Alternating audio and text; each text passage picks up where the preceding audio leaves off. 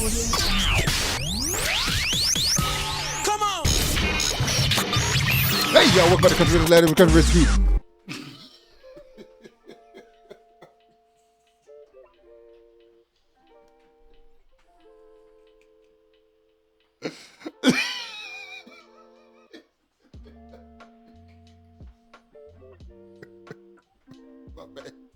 My bad. You want to do the whole show? Go ahead, brother. Take it away. Go ahead. I gotta write this.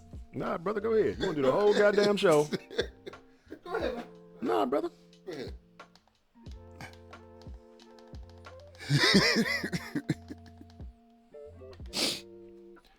Nah, brother. Go ahead, Mr. RTJ. Take it away, Mr. Want to run the whole goddamn show? Welcome back to Controversy Lab, where controversy is key. I'm your host, RTJ. And I'm LaKel House. Yes. Welcome back, y'all. It's been a minute. You know, I had some things going on, some personal things in my life. Welcome back to Controversy Lab, where controversy is key. I'm your host, LaKel House. Welcome to our RTJ. platform. Here on Controversy Lab, we talk about controversial topics from controversial perspectives. We welcome controversy that invokes contrasting views, contrasting perspectives, and we discuss all of that right here on Controversy Lab. Sometimes my views might not agree with my co-host. Sometimes the views might agree with mine. Sometimes we may agree and disagree on the minute details. Welcome to our show. This is our platform. Stay locked in. Feel free to up that comment section. Let us know if you agree, disagree. Moving forward, next month, we will be integrating call systems into our platform. We call and discuss our topics with the viewers and the watchers at home. So if you be interested in that, comment down in the comment section below with a thumbs up. Hit that like button and let us know you're rocking with the campaign. What are we talking about today for the people? Today we're talking about Bitcoin. We're about to give out some. Man, I was about to lie. Look, two brothers out of South Africa who created the bank called AfriCrypt, if I'm pronouncing that right. AfriCrypt. They stole some shit. So essentially what happened with AfriCrypt, we have the Cajee Brothers down in South Africa. One was 17, I believe. One was 20 years old. They actually started a company called AfriCrypt where they basically promised people who invested into Bitcoin through their company that they would give them a 10% return on their money every single day.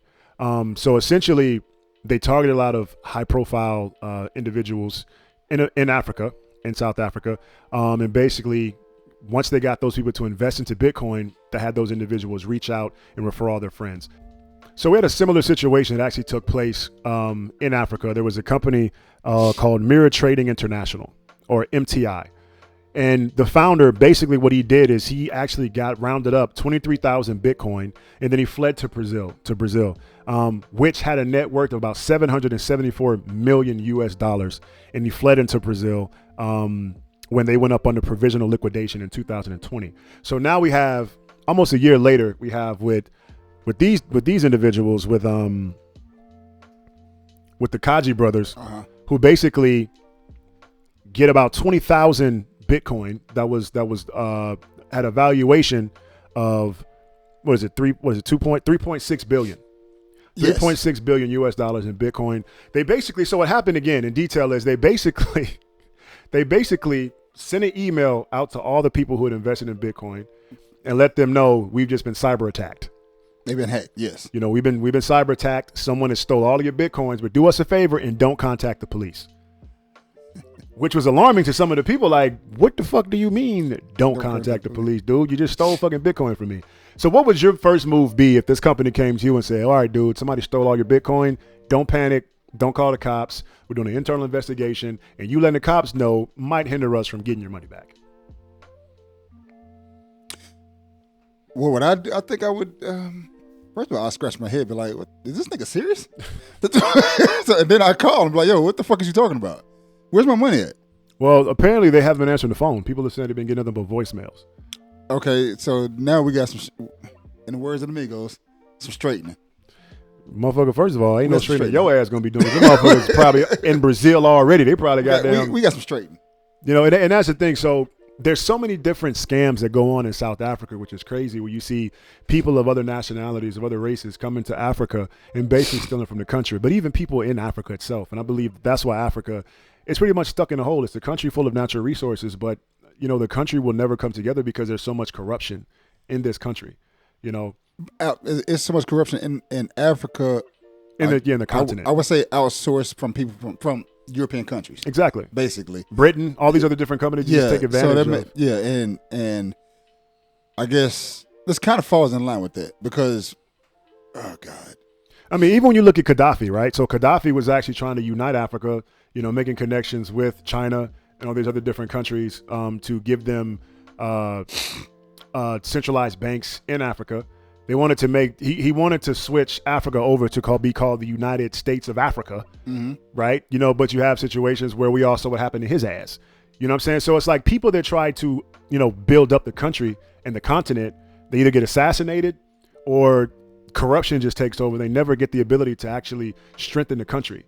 So many different people. It's the only thing that is actually perpetuated there is people destroying the country and driving the country in the continent further into the ground. They're basically they're killing the country. Just killing the country. So then we have these brothers, the Cajee Brothers, that go down there and fucking steal over $3.6 billion in Bitcoin. So now here's the thing though, with the Bitcoin that they stole, once they actually took it through all these different filtering systems through the dark web that make it untraceable, it dropped the valuation down to I believe 2.2 billion. No. It was priced when they stole it. It was priced at 4.2. When they did all that, it took it down to 3.6. It started 3.6. It took it down to 2.2 billion. Due to the massive price drop due to the dark web tumblers and mixers that render Bitcoin untraceable. So for them to go through all those different steps to make it untraceable, it loses valuation. It lost the valuation about 1.4 billion in the in the transition to them making it untraceable. Okay, keep going. Who is this? The Insider has it at something different. The Insider has it at 3.6 now, and it dropped from 4. It dropped from what? Dropped from 4 billion to 3.6 billion. Well, the numbers that I saw online was 3.6. Anyway, it goes. Them so either way, the numbers I saw was 3.6, and the numbers I saw dropped to 2.2 once they made it untraceable. So that's the thing about when it comes to Bitcoin and cryptocurrency, the reason why, it's not mainstream yet, because things like this can happen. You can make it to where it's untraceable. Once they leave the country and the Bitcoin is untraceable, they can literally cash out and you'll never be able to find them. You know what I mean? So, which is why when we have with the situation with the gas pipeline. So when we had the attack on the Colonial Pipeline, when we had, what was it? Dark Side was the name of their fucking group? I think that's who you said it was, yeah. Yeah, Dark Side, what the fuck their name was. They actually held the gas for ransom for the Colonial Pipeline, and they were paid in cryptocurrency because once they cash their money out, it's untraceable. Once it makes it the dark web, you know what I'm saying? Yeah. So the whole point that we're getting at is, people be careful with Bitcoin. You know what I'm saying? And there's money there, but I guess it really doesn't matter in the United States. We don't have stuff like that happening in the United States of America, but no, here's the part that blows me though. Here's the part that blows me. So we're getting to this point and we'll close out. But what blows me is that the actual police force that's investigating this attack, the attack was in April, right? April 13th, and they're giving them till July 19th to respond. Yes. Before to argue. To argue and respond. What the fuck are we talking about? If this was some niggas that did this shit, they would have fucking ran up in their crib, started seizing shit, looking for these motherfuckers, guns cock locked and loaded. They get to determine when they come in. Like when they get determined, they get to determine all that shit. People, you just was robbed. These people just was robbed of billions of dollars, and you mean to tell me the person that robbed them gets to determine when he's going to? They get a head start. No, they get a head start to get the fuck out and dodge. They're like, we don't want any answers until July the fucking 19th. So you guys, we'll give you a month to respond. Bernie Madoff was able to dictate when he came in, what he wanted to do, and then he also got to give some money to his family. Like, you stole hundreds of millions of dollars from people, and you get to keep majority of it and give it to your family. I guess we can't really compare white collar crimes to these individuals because they're South African, and I couldn't really find any information based on like their core nationality. You know what I'm saying? Yeah, that's kind of funny how Wikipedia doesn't have anything about them. Yeah, couldn't really find anything about their family, nothing. It's like if they're smart enough and they're tech savvy enough to steal $3.6 billion in Bitcoin and to make a clean escape and leave the country, I'm pretty sure they can probably hack Wikipedia and remove some information if they wanted to. They don't even have to be that smart. But they got the money to pay somebody to be that smart. True. So I mean, with fucking $2 billion is split between the two of you, they're actually billionaires, which this is considered one of the largest cyber crimes in the history of the internet. And the funny thing is, they followed the exact same plan of the guy from Turkey. He just went away. He just stole 1.2 billion. I mean, it's crazy. So you see these guys. They steal 3.6 billion. You got the MTI. They stole almost $1 billion, 700 and something $1 million. Got the guy from Turkey, 1.2 billion. Like this is if you want to go on the run, you're perfectly fine leaving your family behind. It looks like this is the best crime for your ass to get into. So, but here's the problem: you ain't got to leave your family behind because they've created a place where nobody can find them. So I can keep talking to my family because don't nobody know what the fuck I'm doing. I got the money. I got the money to change my life. I mean, you could go to a country that doesn't. I just keep funneling you money. I mean, they could go to a country that doesn't extradite and send for their family to come live with them. You know what I'm saying? If they want to uproot their whole lives. But my thing is, as far as stealing money, be on the run, shit like that, I'm not really with that lifestyle, brother. You know what I'm saying? I mean, so you would uproot your whole life and leave the country for $1 billion? Let us know in the comment section below. What would you guys do? Yes. Are you guys willing to give up the life you know right now to steal $1 billion and leave the country and, go relax on a beach somewhere in Brazil?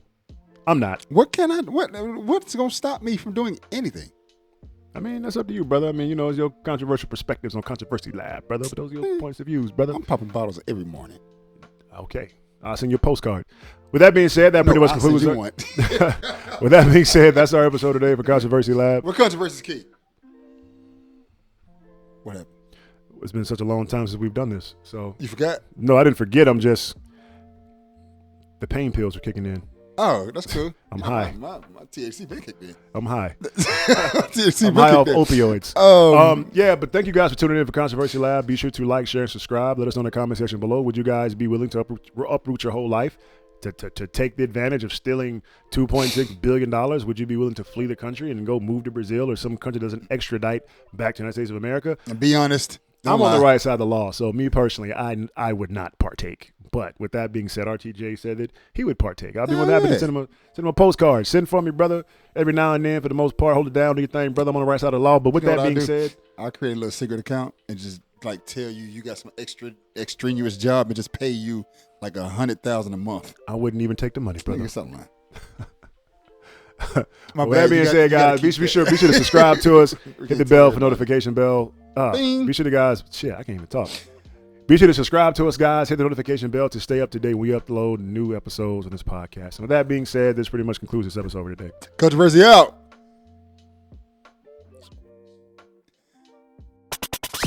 Audio